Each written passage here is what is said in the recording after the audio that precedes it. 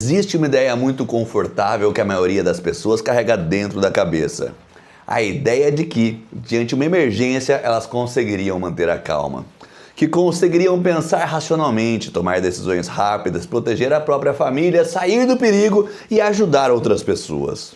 Mas a realidade do comportamento sob estresse extremo é muito menos bonita do que as pessoas imaginam. Porque quando o caos começa, o cérebro humano frequentemente deixa de funcionar da maneira que normalmente funciona. E hoje nós vamos falar exatamente sobre isso. Por que é que as pessoas comuns entram em pânico? Por que as multidões tomam decisões absurdas? Por que seres humanos frequentemente congelam diante do perigo? E por que o comportamento coletivo em emergências pode se tornar extremamente irracional? Porque entender isso talvez seja uma das formas mais importantes de compreender a violência, a sobrevivência e a própria natureza humana. Primeiro, precisamos entender uma coisa importante. O cérebro humano foi feito para economizar energia e manter a estabilidade. O cérebro gosta de rotina, de previsibilidade e de normalidade. Ele constantemente tenta assumir: tá tudo bem. E isso funciona muito bem, até o momento em que algo rompe completamente essa expectativa. Um incêndio, um ataque, um acidente grave, um tumulto, um massacre, uma explosão, um atropelamento ou um confronto armado. Quando isso acontece, o cérebro frequentemente entra em sobrecarga, porque ele precisa atualizar rapidamente toda a percepção da realidade. E isso nem sempre acontece de forma eficiente. Existe um fenômeno extremamente comum chamado negação inicial da ameaça. Talvez você já tenha visto isto em vídeos famosos, reais. As pessoas ouvem disparos e continuam andando, veem fumaça e continuam sentadas, percebem gritos e continuam observando sem fazer nada. E isso acontece porque o cérebro humano frequentemente se recusa a aceitar imediatamente que algo grave está acontecendo. Ele procura explicações mais confortáveis. Deve ser brincadeira, devem ser fogos, deve ser um acidente pequeno e alguém vai resolver. O cérebro tenta preservar a sensação de normalidade. O problema, em situações críticas, essa demora pode custar vidas. Muitas pessoas não morrem porque não tiveram oportunidade de escapar, mas morrem porque demoraram para acreditar no perigo. Agora imagine o seguinte: você está num shopping, ou em um estádio, ou em um show, ou em uma boate. E de repente, barulho, correria, gritos, informações desencontradas. O que acontece? O cérebro começa desesperadamente a procurar referência social. E isso é extremamente importante. Seres humanos são criaturas coletivas. Nós observamos o comportamento das outras pessoas para entender como nós devemos agir.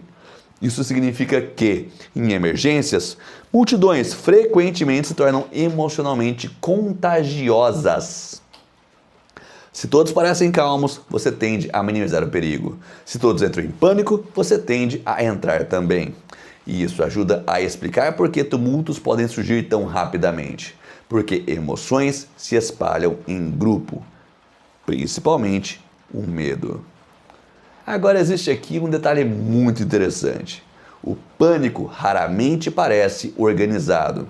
No cinema, as multidões em pânico parecem quase coreografadas. Na vida real, o comportamento costuma ser caótico, confuso, contraditório e irracional. As pessoas correm para lugares errados, esquecem saídas próximas, voltam para pegar objetos, tentam filmar, ficam observando, congestionam portas, caem umas sobre as outras. Sob estresse extremo, o cérebro reduz drasticamente a sua capacidade racional. E isso acontece porque o sistema nervoso entra em modo de sobrevivência. O corpo começa a priorizar velocidade, instinto, resposta imediata, e não a análise sofisticada. Em incêndios, isso fica extremamente evidente. Diversos estudos sobre comportamento humano em incêndios mostram que muitas vítimas demoraram para evacuar, tentaram terminar tarefas, procuram confirmação social ou simplesmente entram em estado de absoluta confusão. Porque o cérebro humano tem dificuldade em aceitar mudanças bruscas de realidade. Existe outro fator. Quanto menos familiaridade a pessoa possui com situações críticas, pior tende a ser a sua resposta, que é exatamente por isso que o treinamento existe. Treinamentos de evacuação, treinamentos de emergência, treinamentos operacionais, treinamentos de tiro de combate. Porque sob estresse, o cérebro tende a retornar para padrões previamente condicionados. Sem condicionamento, o caos domina. Vamos falar sobre massacre e ataque violento. Existe uma fantasia moderna de que as pessoas automaticamente agiriam de forma heróica. Mas vídeos reais mostram algo muito diferente. Muita gente congela, nega, se esconde mal, fica sem ação ou simplesmente entra em colapso psicológico. E novamente, isso não acontece porque são pessoas ruins ou porque são pessoas covardes. Isso acontece porque o cérebro humano, sob ameaça extrema, frequentemente entra em sobrecarga. Aliás, existe algo extremamente importante aqui. O ser humano moderno vive distante da violência real. A maioria das pessoas passa a vida inteira sem ouvir disparos, sem ver mortes, sem lidar com agressão extrema, sem enfrentar ameaça imediata à vida, graças a Deus. Então, quando isso acontece pela primeira vez, o cérebro frequentemente não possui uma referência funcional. Ele não sabe como processar aquilo.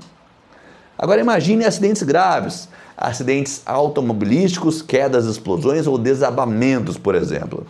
É muito comum encontrar pessoas paradas olhando, filmando, gritando sem fazer nada, correndo sem direção ou completamente desorganizadas.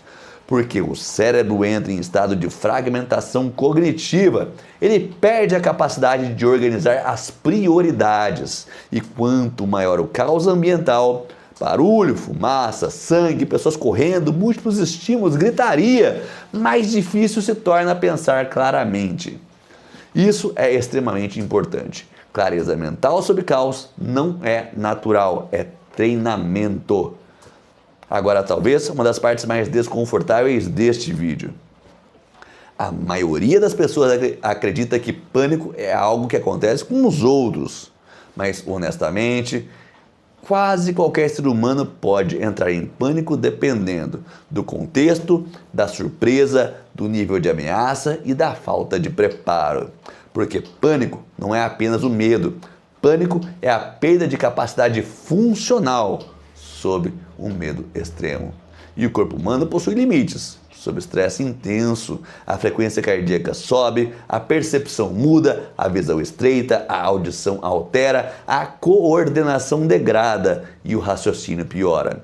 Você literalmente deixa de funcionar normalmente. E existe uma ironia muito interessante nisso tudo. As pessoas frequentemente imaginam que coragem significa não sentir medo. Não! Coragem significa conseguir funcionar apesar do medo. Isso é completamente diferente. Porque seres humanos treinados também sentem medo. A diferença é que o treinamento reduz a sua surpresa, a sua hesitação, a sua confusão e a sua paralisia. Treinamento cria familiaridade e familiaridade reduz todo esse caos interno sobre o qual nós estamos conversando. Agora talvez venha a pergunta mais importante. Então pessoas comuns estão condenadas a entrar em pânico? Não, meu jovem padawan. Existe uma diferença enorme entre imaginar a reação e desenvolver a reação. A mente humana é extremamente adaptável. Pessoas conseguem desenvolver controle emocional, capacidade decisória, resiliência e a tolerância ao estresse. Mas isso exige a exposição gradual, o treinamento, a repetição e principalmente o entendimento da própria vulnerabilidade.